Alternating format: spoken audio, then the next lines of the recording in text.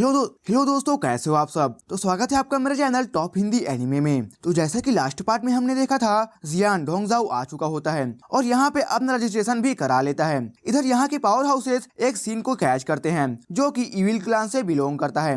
अब आगे यहाँ पे इविल क्लान से एक बंदा कहता है कि ओल्ड मैन, आज नहीं तो कल हमारा इविल क्लान जरूर आएगा इस पूरे डार्कियन वर्ल्ड में और तब कोई भी नहीं बचेगा। इस टाइम पे इधर जियान एल्केमिस्ट एसोसिएशन की ओर जा रहा होता है और इसका बिल्डिंग भी काफी बड़ा है। ये पूरा ही एल्केमिस्ट एसोसिएशन काफी लग्जरियस दिख रहा है। जियान अब इसके अंदर जाता है और इसके मेन हॉल में चल रहा होता है। यहाँ पे जियान अपने सोल पावर को शो करता है ताकि कोई आए इसके पास। अब थोड़ी देर में एक वुमेन आती है और कहती है कि सर, क्या मैं आपकी कोई हेल्प कर सकती हूँ। इस पे जियान कहता है कि मुझे अपने एल्केमिस्ट लेवल को चेक करना है कि मैं किस लेवल पे हूँ। ये सुनकर ये वुमेन भी थोड़ा सरप्राइज होती है क्योंकि जो भी इस काम के लिए आते हैं उनके साथ एक टीचर तो होता ही है और जियान यहाँ पे अकेले आया है। अब ये पूछती है कि आप कौन से लेवल का टेस्ट देना चाहते हो।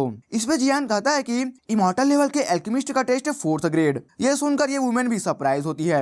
अब ये तो जियान का टेस्ट ले नहीं सकती है, फिर ये जियान को वेट करने को कहती है और वाइस प्रेसिडेंट के पास जाती है एल्केमिस्ट एसोसिएशन के। इस वुमेन का नाम वांग है। इसे देखकर वाइस प्रेसिडेंट कहते हैं कि सिस्टर वांग, क्या हुआ। इस वाइस प्रेसिडेंट का नाम तानचेन है और ये डाओजियन 4 स्टार पे है। जब सिस्टर वांग कहती है कि एक पर्सन आया है जो कि खुद के एल्केमिस्ट लेवल को जानना चाहता है और यहाँ पे ये 4th ग्रेड के इमॉर्टल रैंक के एल्केमिस्ट का टेस्ट देना चाहता है। ये सुनकर अब तानचेन भी काफी सरप्राइज होता है। अब तुरंत ही तानचेन उठकर हॉल की ओर जाता है जहाँ पे जियान इनका वेट कर रहा है। जब ये आता है फिर ये जियान से अपने सोल पावर से अटैक करता है और चेक करता है कि क्या ये इसके सोल पावर को हैंडल कर सकेगा या नहीं। अब जियान इसके सोल फोर्स को रेजिस्ट करता है। अब ये भी समझ जाता है कि जियान का सोल पावर फेरीलैंड में जा चुका है। अब तानचेन कहता है कि ठीक है, अपने टीचर का नाम और लेटर दे दो जिसने भी तुम्हें सेंड किया है। हालांकि जियान के पास ऐसा कुछ भी थिंग नहीं है। अब ये क्या करेगा। इस पे जियान कहता है कि मेरे टीचर ने कहा है कि उनका नाम किसी को भी नहीं बताने को,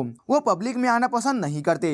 ये सुनकर अब तानचेन ओके कहता है और जियान के बारे में ये और भी इंटरेस्टेड हो जाता है। अब ये हुआ फेई और इस वुमेन को कहता है कि तुम दोनों जाओ और जाकर टेस्ट के लिए प्रिपरेशन स्टार्ट कर दो। ये सुनकर अब ये दोनों सर हिलाते हैं और चले जाते हैं। यू फेई जो कि डाओजियन 2 स्टार के लेट स्टेज में है और इसका सोल पावर भी फेरीलैंड में एंटर कर चुका है, मगर फिर भी ये 4th ग्रेड के मेडिसिन को रिफाइन नहीं कर पाता है। ये बार बार फेल हो जाता है और इधर जियान इसका टेस्ट देने को आया है जो कि डाओजियन 2 स्टार के अर्ली स्टेज में है। इधर तानचेन भी इस टेस्ट में इंटरेस्टेड है और ये इसके रिजल्ट के बारे में जानना चाहता है कि जियान इसे पास कर सकेगा या नहीं। जब टेस्ट का प्रिपरेशन खत्म हो जाता है फिर जियान और बाकी आगे जाते हैं। ये टेस्ट भी सिंपल नहीं होने वाला है। ये टेस्ट यहाँ पे नहीं कहीं और होगा। अब ये सभी एक टेलीपोर्टेशन का सहारा लेकर यहाँ से निकलते हैं। ये सभी अब एक तरह के स्पेस में आ जाते हैं। इस तरह का अरेंजमेंट इसलिए है क्योंकि अगर रिफाइनरी के टाइम पे कोई एक्सीडेंट हो जाए तो फिर उसे सॉल्व किया जा सके, नहीं तो फिर वहाँ पे काफी गड़बड़ भी हो सकता है। इस टाइम पे इनके सामने इस स्पेस में एक काफी बड़ा सा मेडिसिन कॉर्डन खड़ा होता है।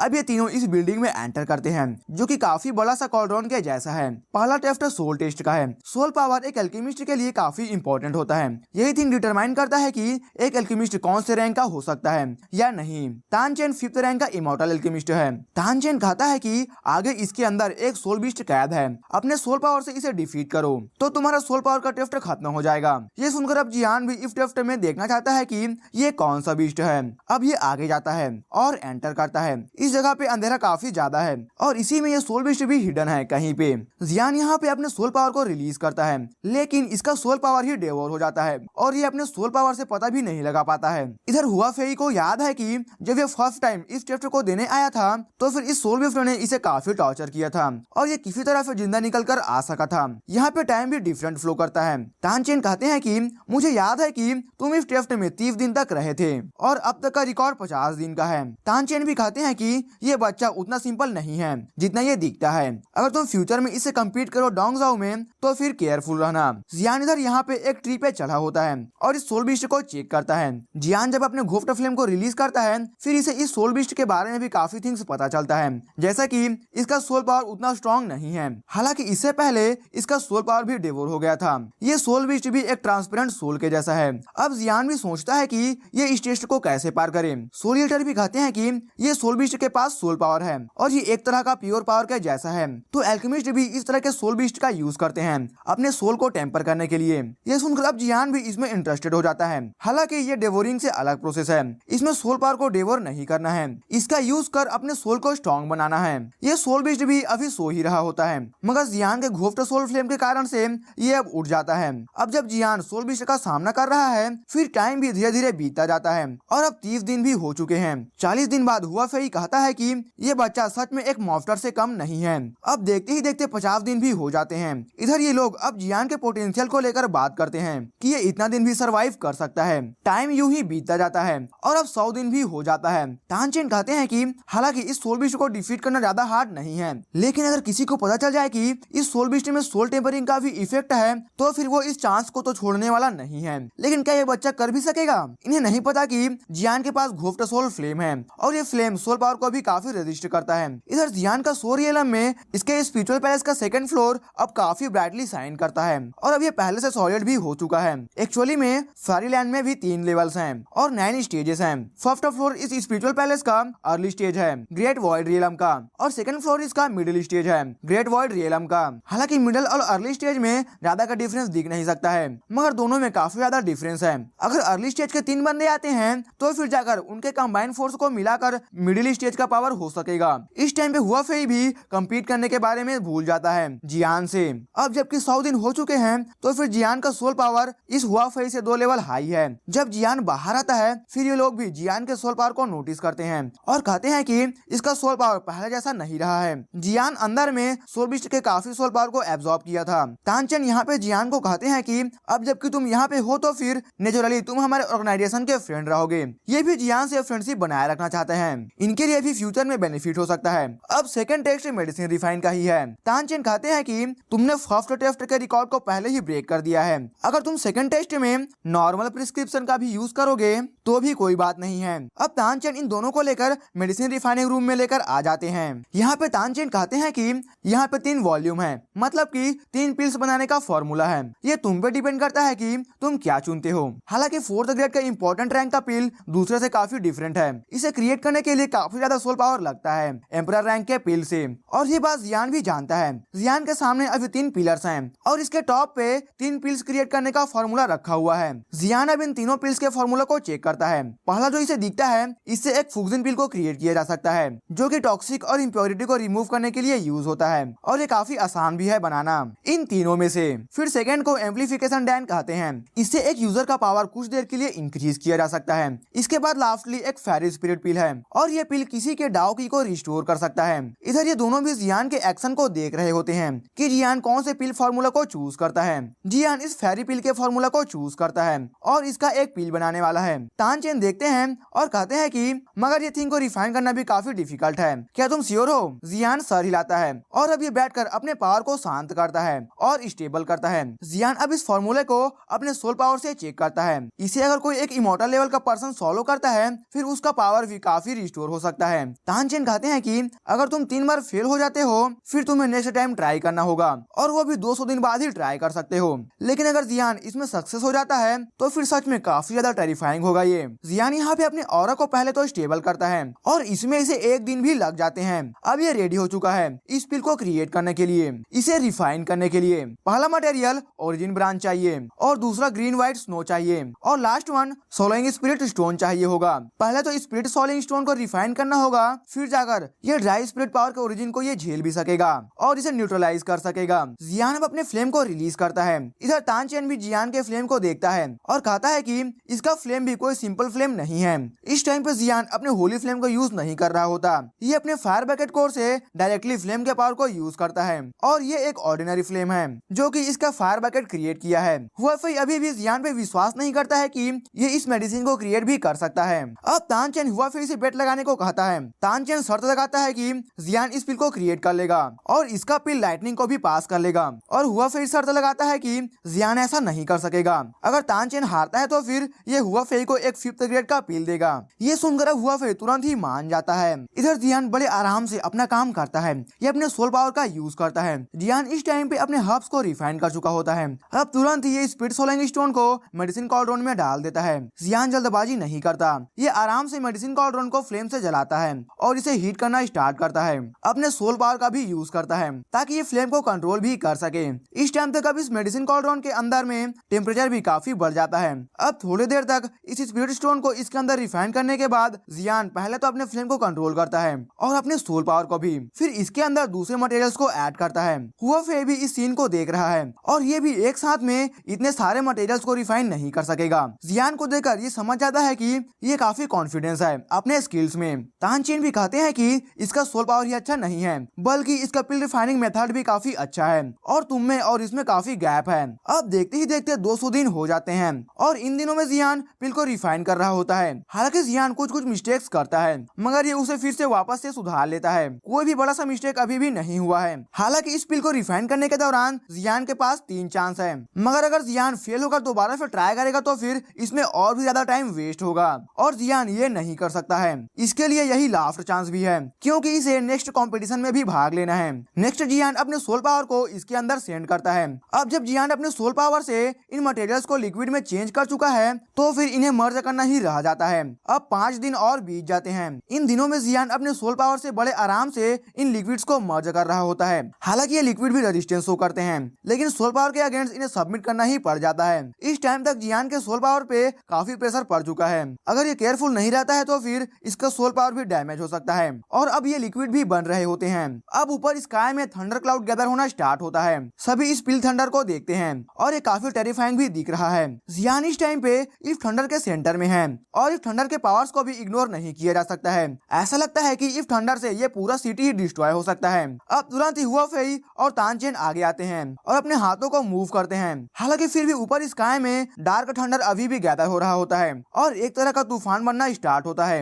इमोर्टल रैंक के पिल को क्रिएट करते हुए जो थंडर आता है इसे इमोर्टल पिल ट्रिबुलेशन भी कहा जा सकता है और इसमें थोड़ा सा डोमेन का पावर को भी देखा जा सकता है। और पिल थंडर के इमोर्टल रैंक के इनमें 9 कलर्स भी होते हैं, लेकिन 4th ग्रेड के इमोर्टल रैंक पिल में सिर्फ 2 और 3 ही कलरफुल थंडर होगा। हुआ फेई भी देखता है कि यहाँ पे 3 कलर ट्रिबुलेशन स्टार्ट हो चुका है। अब ये थंडर जियान की ओर लॉन्च होता है। जियान अपने हाथों को मूव करता है और इस थंडर पावर को रोकता है। जियान का बॉडी ऑलरेडी ड्रैगन से टेम्पर्ड हो चुका है। जियान मेन टाइम में कोलिजन के टाइम पे अपने होली फ्लेम हाकाई फ्लेम का यूज करता है और ये इतना फास्ट होता है कि इसे नोटिस भी कर पाना डिफिकल्ट होगा। लेकिन अब तानचेन इसे देखकर कहता है कि होली फ्लेम, मुझे जाकर वैली मास्टर को इसके बारे में नोटिफाई करना होगा थंडर पिल खत्म होने के बाद। अब तानचेन जियान को पहले तो कांग्रेचुलेट करता है इसके सक्सेसफुल पिल रिफाइनिंग के लिए। अब ये जियान को एक मेडल भी देता है जो कि शो करता है कि जियान एक 4th ग्रेड का इमोर्टल एल्केमिस्ट है। इसे लेने के बाद जियान इन्हें थैंक्स भी कहता है। जियान मेडल को लेने के बाद अब यहाँ से निकलता है और इधर तानचेन भी जा रहे होते हैं। इन्हें देखकर अब हुआ फेई भी कहता है कि मास्टर आप कहाँ जा रहे हो? ये कहता है कि थंडर वैली जा रहा हूँ। ये बच्चा काफी इंटरेस्टिंग है। इधर पूरे सिटी में अब जियान के 4th ग्रेड के टेस्ट को पास करने का न्यूज फैल जाता है। जियान भी इधर इतना लंबे समय तक पिल रिफाइन करने के बाद रेस्ट करने जाता है। हालांकि नेक्स्ट डे अब इस कंपटीशन का रूल्स को अनाउंस किया जाने वाला है। अब ये दिन भी काफी फास्ट बीत जाता है और नेक्स्ट डे काफी लोग लॉर्ड के मेंशन में गैदर होते हैं रूल्स को जानने के लिए। जियान भी आया होता है और इसके साथ यूवेई और यूरेन भी है। अगर ये अच्छे डिसाइपल्स को सिलेक्ट कर सके जो कि 4 कॉन्टिनेंट को सर्व करेंगे, फिर इनका लाइफ भी चेंज हो सकता है। जो भी डिसाइपल्स ज्वाइन करते हैं जैसे कि इलीसोल डोमेन के लॉर्ड के मेंशन में जाकर इन्हें सर्व करने का मौका भी मिल सकता है। यहाँ पे काफी सारे एल्डर्स भी आए हुए हैं और इस बार कंपटीशन में काफी यंग लोग ही पार्ट लिए हैं। सिटी लॉर्ड मेंशन के और डूफेंग दोनों ही साथ में चल रहे होते हैं और काफी सारे गार्ड से सराउंडेड हैं। डूफेंग के अकॉर्डिंग इस बार इस कंपटीशन के लिए टोटल 10,000 लोग पार्ट लिए हैं। अब सिटी लॉर्ड भी यहाँ पे अल्टर के पास आ जाते हैं और इस टाइम पे सभी इन्हें ही देख रहे हैं। इस कंपटीशन के 3 चरण हैं। हर एक चरण में सिर्फ टॉप 10 को ही सिलेक्ट किया जाएगा और टोटल 30 लोगों को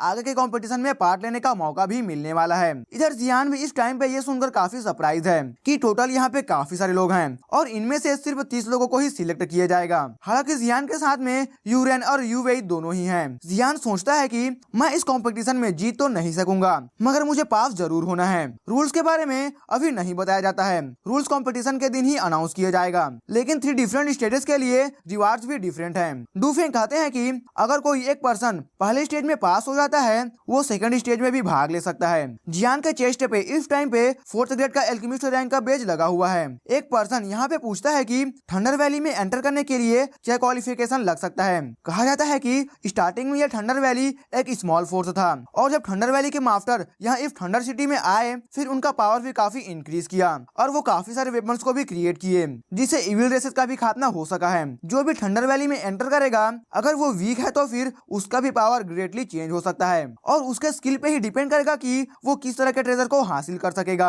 फ्यूचर में। इधर सोल ईटर भी कहते हैं कि तुम्हें भी जाकर देखना चाहिए, यह थंडर वैली भी अच्छा जगह है। यहाँ इस थंडर वैली में एक जगह है जो कि काफी मिस्टीरियस है और ये पूरा दिन ठंडर से घिरा होता है और इस कारण से काफी ट्रेजर्स भी यहाँ पे जन्म लेते हैं। डूफेंग कहता है कि कल इस कंपटीशन का फर्स्ट स्टेज स्टार्ट होगा, अब बस कल का ही वेट है सभी को। इधर जियान भी थोड़ा सरप्राइज है कि ये पहला कंपटीशन थंडर रियलम में होने वाला है। यूरेन भी कहती है कि ठीक है आओ चलें जाते हैं थंडर रियलम के एंट्रेंस पे। काफी लोग भी इस टाइम पे देखने के लिए जा रहे होते हैं। 3 स्टेजेस में से एक स्टेज अब स्टार्ट भी होने वाला है। अब थंडर पैलेस का डोर भी ओपन होता है, एक एक कर अब सभी लोग इसके अंदर जाना स्टार्ट भी करते हैं। इधर दूसरी ओर एक वुडन हाउस में कुछ लोग हैं जो कि बात कर रहे हैं। एक कहता है कि इस बार हमारे सीन ग्रुप तुम सोल क्लान लोगों के साथ में कोऑपरेट करने वाले हैं, अगर तुम्हारा इन्फॉर्मेशन सही है तो फिर, लेकिन अगर तुम्हारा इन्फॉर्मेशन गलत है तो फिर तुम देख लेना, तुम भी बचने वाले नहीं हो। हालांकि सोल क्लान से ये बंदा कहता है कि डोंट वरी, इसके सक्सेस के लिए सोल क्लान ने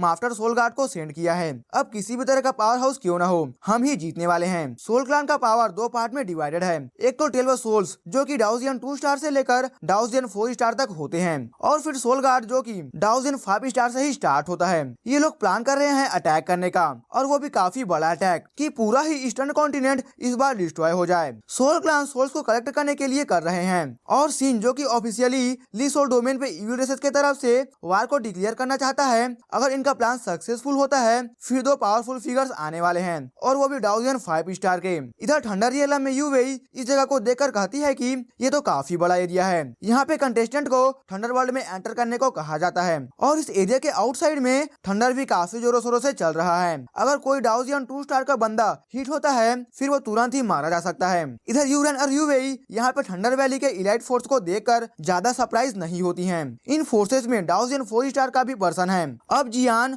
और यूवेई और यूरेन इनके इन्फॉर्मेशन को चेक किया जाता है और ये लोग एंटर करते हैं। यहाँ पे चेकिंग भी काफी ज्यादा टाइट है। अब सभी एंटर कर जाते हैं। फिर काफी ब्राइट लाइट जो साइन कर रहा था अब ये भी चला जाता है। जबकि इस कंपटीशन में काफी लोग पार्ट लिए हैं तो फिर फर्स्ट स्टेज भी अब 3 पार्ट्स में डिवाइड है। पहला तो 1-on-1 फाइट कंपटीशन है, सभी पार्ट में सिर्फ टॉप 3 को ही लिया जाएगा। अब यहाँ पे मास्टर ऑफ थंडर वैली कहते हैं कि अगर तुम सब रेडी हो फिर आगे आओ और अगर अपने पेपर को चुनो, इसके अंदर एक नेम लिखा हुआ है और उसे उस पर्सन से फाइट करना होगा। पहला पार्ट इंडिविजुअल फाइट कंपटीशन है। अब जियान यूवेई और बाकी भी इस वुडन बॉक्स की ओर आगे जाते हैं इसके अंदर से एक पेपर को निकालने के लिए। जब पहला स्टेज खत्म हो जाएगा फिर सेकंड पार्ट भी स्टार्ट हो जाएगा। जियान इसके अंदर से एक पेपर निकालता है और इसके अंदर लिखा हुआ है रेड 100, यूवेई की पेपर पर रेड 50 लिखा हुआ है। अभी इस कंपटीशन में टोटल 2000 लोग पार्टिसिपेट किए हैं। अब red number 1 versus blue number 1 होने वाला है। वैली मास्टर कहते हैं कि आज टॉप 100 निकलकर सामने आ जाएंगे। यहाँ पे ये एरिया भी काफी ज्यादा बड़ा है तो फिर एक साथ इतने सारे पार्टिसिपेंट्स का भी टेस्ट लिया जा रहा है। अब जियान और बाकी अरीना की ओर आगे जाते हैं। यहाँ इस कंपटीशन में फाइटिंग स्पीड, वेपन ये सभी थिंग्स अलाउड हैं। इस एरिना में एक ओल्ड मैन है जो कि इस टेस्ट को कंडक्ट कर रहा है और अब रेड 100 वर्सेस ब्लू 100 अनाउंस होता है। जियान ये सुनकर ये पहला है, फिर ये आगे जाता है। ब्लू 100 नंबर पे जो बंदा है ये जियान को देखकर कहता है कि तो मेरा ओपोनेंट ये है, इसे तो मैं 3 मूव में ही डिफीट कर दूंगा। मैं नहीं जानता था कि मैं इतना ज्यादा लकी भी हो सकता हूँ। इधर जियान इसकी ओर देखकर स्माइल कर रहा होता है। अब ये बंदा जियान को अपने शॉट को निकालने को कहता है। ये काफी कॉन्फिडेंस है खुद पे। जब फाइट स्टार्ट होता है तुरंत जियान अपने हैवी शॉट को बाहर निकालता है और अब ये डायरेक्टली इसकी ओर आगे बढ़ता है अटैक करने के लिए और जोरदार हिट करता है अपने हैवी शॉट से। शॉट से हिट होते ही ये पर्सन दूर पीछे की ओर जाकर लैंड करता है और ये एक ही मूव में ऐसा लगता है कि डिफीट हो चुका है। अब ये पर्सन भी उठकर खड़ा होता है और जियान को देखकर कहता है कि लगता है कि मैंने तुम्हें अंडर एस्टिमेट किया है, बट अब मेरी बारी है,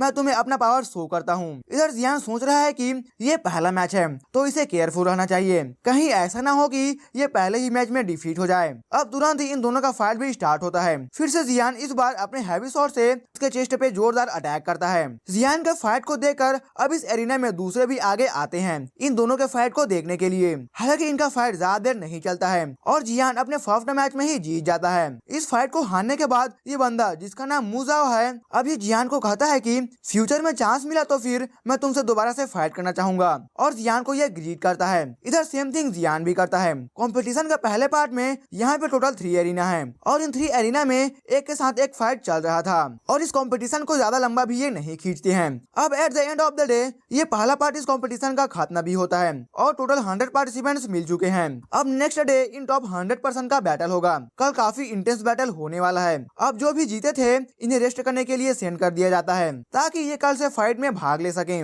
दूसरी ओर एक वुमन जो कि लियू किंग है, इसके साथ जियान आइस फॉर आइसलैंड गया था। ये यहाँ पे कहती है कि मुझे नहीं पता कि जियान इस फर्स्ट पार्ट में जीता हो गया नहीं, मगर उसके पावर के साथ तो उसे पास ही हो जाना चाहिए। इतने में एक और वुमेन जो कि डुआन की है ये आती है और लियू किंग से मिलती है। ये दोनों भी ओल्ड फ्रेंड हैं। अब ये लियू किंग से कहती है कि सिस्टर लियू आप क्या सोच रही हो। ये कहती है कि हम भी जाकर इस कंपटीशन में पार्ट ले सकते हैं। हालांकि मेरे फादर इसके अगेंस्ट हैं, मगर हम इस पैलेस से निकल कर जा सकते हैं। इधर आज पहला दिन खत्म हो चुका है इस कंपटीशन का। अब जो भी पास हुआ है ये डिसोलेट एरिना में आ जाते हैं। यहाँ पे एक पर्सन इन टॉप 100 लोगों को वेलकम करता है। इस बैरन एरिना में अब एक पर्सन जिसका नाम डुआन तियानफेंग है, अब ये ऊपर से नीचे की ओर आता है। अब इनका मैच फिर से स्टार्ट होगा और अब ये टॉप 100 से बस टॉप 50 ही रह जाएंगे। फिर वापस से एक वुडन बॉक्स है जिसके अंदर से पेपर निकालना है। जियान और यूरेन अब आगे बढ़ते हैं और अपने पेपर को निकालते हैं। अब जबकि ये दोनों निकाल चुके हैं तो फिर अब बाकी भी आना स्टार्ट करते हैं और अपना अपना पेपर को निकालते हैं। ये टोटली लक पे ही डिपेंड करता है कि एक पर्सन कितने स्ट्रॉन्ग पर्सन का सामना भी कर सकता है। जिसका किस्मत खराब होगा उसे स्ट्रॉन्ग ओपोनेंट भी मिल सकता है। खैर जियान यहाँ पे एक थिंग को नोटिस करता है कि जो भी पावरफुल पर्सन है इनका पावर डाउजन 2 स्टार के मिडिल स्टेज में है और इससे ऊपर है, और जबकि जियान डाउजन 2 स्टार के अर्ली स्टेज में ही है। जबकि सभी रेडी हो चुके हैं तो फिर अब फाइट को स्टार्ट करने का सिग्नल भी मिल जाता है। अब फाइट स्टार्ट होता है। Blue number 1 versus red number 1, please enter. अब ये सुनकर एक पर्सन एरिना में जंप करता है और इसका ओपोनेंट भी। अब जियान यहाँ पे बैटल्स को देखना स्टार्ट करता है। इस बार भी एक साथ में काफी फाइट चल रहा होता है डिफरेंट एरिना में। इधर एक पर्सन जियान को देखकर कहता है कि ये काफी लकी है, ये अब तक टोटल 6 मैचेस में फाइट किया है और अब तक टोटल 6 मैचेस को भी जीत चुका है। जियान के हैवी शॉट को देखकर अब ये कमेंट करते हैं कि इसका शॉट भी नॉर्मल नहीं है। जियान का जब बारी आता है फिर इसके सामने एक ब्लैक फिगर है और ये जियान को कहता है कि मैं तुम्हारे लाइफ को काफी खराब बना दूंगा। ये जियान के एल्केमिस्ट बैच को देख सकता है जो कि इसके चेस्ट पे ही टंगा है। जियान इस बंदे से स्मेल कर सकता है कि ये कुछ डिफरेंट है और ये घोफ्ट किंगडम से। जियान को पता चल जाता है कि ये सोल क्लान से हो सकता है। अब जबकि ये घोफ्ट किंगडम का बंदा है तो फिर जियान यहाँ पे तियानफेंग से माइंड कम्युनिकेशन से बात कर रहा होता है जो कि जियान को इसका ओपोनेंट के बारे में बताते हैं। जब ये फाइट स्टार्ट होता है फिर जियान अपने 7th layer sky breaking ruler का यूज करता है। इस टाइम पे काफी खतरनाक बैटल स्टार्ट होने वाला है। दोनों के अटैक अब एक दूसरे से कोलाइड करते हैं और काफी जोरदार फ्लक्चुएशन होता है। थोड़ा फाइट करने के बाद अब जियान भी कहता है कि इस बंदे के पावर से लगता है कि ये पक्का ही सोल क्लान से है। हालांकि इस फाइट के दौरान में ये बंदा अपने सोल क्लान का कोई भी ट्रिक यूज नहीं करता जैसे कि डार्क चेन्स और समथिंग। ये शायद ऐसा इसलिए कर रहा है कि ये खुद को अभी एक्सपोज नहीं करना चाहता है। अब ये मैन इन ब्लैक जियान को देखकर कहता है कि इसका सोल पावर काफी अच्छा है। मुझे लगता है कि इसका बॉडी में कोई ट्रेजर छुपा हुआ है। अगर मैं इसे लेकर वापस जा सकता तो फिर पैलेस में मास्टर काफी खुश हो सकते हैं। अब तुरंत ये पर्सन अपने हाथों में एक डैगर को निकालता है और जियान की ओर आगे बढ़ता है। इसे देखकर जियान भी कहता है कि अच्छा नहीं है। इसका डैगर में भी कुछ सिंबल्स आना स्टार्ट हो चुका है। अब ये पर्सन जियान के काफी करीब आ चुका है और इधर जियान के पास टाइम भी नहीं है कि ये डॉज कर सके। अब ये पर्सन जियान को अपने डैगर से हिट करता है। हालांकि जब ये हिट करता है फिर व्हाइट स्मोक निकलना स्टार्ट होता है। इस पर्सन ने जिसे हिट किया है ये जियान नहीं है बल्कि इसका सोल क्लोन है। तुरंत अब इस पर्सन के पास का स्पेस शेक करता है और अब इसे एक रेड फ्लेम हिट करता है। हालांकि ये बचने के चक्कर में इसे डॉज करता है मगर फिर भी इसके हाथों को रेड फ्लेम हिट करता है। होली फ्लेम में इविल ऑरा को डिस्ट्रॉय करने का पावर भी होता है। ये पर्सन अब जियान पे काफी गुस्सा होता है। इसके हैंड में अब रेड फ्लेम इसे डाउ की यूज करने से रोकते हैं। ये पर्सन तुरंत ही अब खुद को डिफीट मान लेता है और अब जियान इस मैच को जीत चुका है। जियान अब टॉप 50 में एंटर कर चुका है। ये पर्सन अपने राइट हैंड को कवर करता है और यहाँ से निकलता है। हालांकि इसे नहीं पता है मगर काफी वीक हकाई फ्लेम अभी भी इसके बॉडी पे फ्लोट कर रहा है। और इसी के साथ ये एपिसोड यहीं पर खत्म हो जाता है। इस पार्ट के लिए इतना ही दोस्तों। आगे का स्टोरी हम नेक्स्ट पार्ट में देखेंगे। कमेंट में मुझे जरूर बताना कि आपको ये एपिसोड कैसा लगा और अगर आपको ये वीडियो अच्छा लगा हो तो फिर वीडियो को लाइक और चैनल को सब्सक्राइब जरूर से कर देना।